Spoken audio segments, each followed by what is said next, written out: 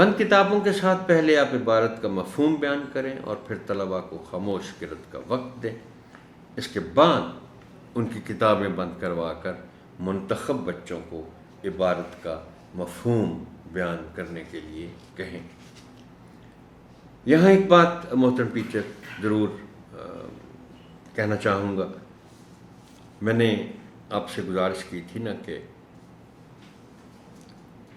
بہتر تدریس کے لیے آپ کو مطالعہ کرنا چاہیے. یہ بہت ضروری ہے، اس لیے کہ دیکھیے یہ اب باب ہے تو ایک شخصیت پر اور اردو زبان پر ہے، مگر سبق کی تفہیم چونکہ ہم نے کروانی ہے بچوں سے، اس لیے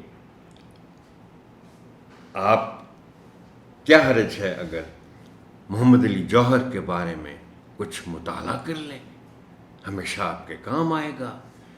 چونکہ یہ تو ایک مختصر سا متن ہے، یہ ساری تفاصیل تو آپ کو مہیا نہیں کر سکتا.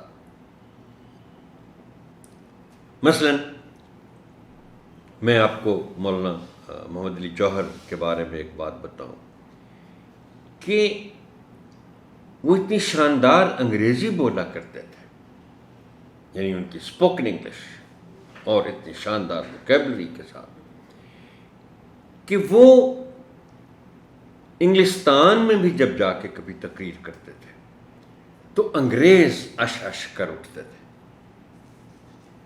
وہ ان کی تعریفیں کیا کرتے تھے کہ اتنا شاندار بولتے ہیں. اب آپ چند الفاظ کا انتخاب کریں اور بچوں سے کہیں کہ وہ ان الفاظ کو استعمال کرتے ہوئے اپنے جملے لکھیں. آپ ان کے جملوں کی اصلاح کریں اور پھر نمونے کے طور پر خود بھی ان الفاظ کے جملے بنائیں اور تختہ تحریر پر لکھیں.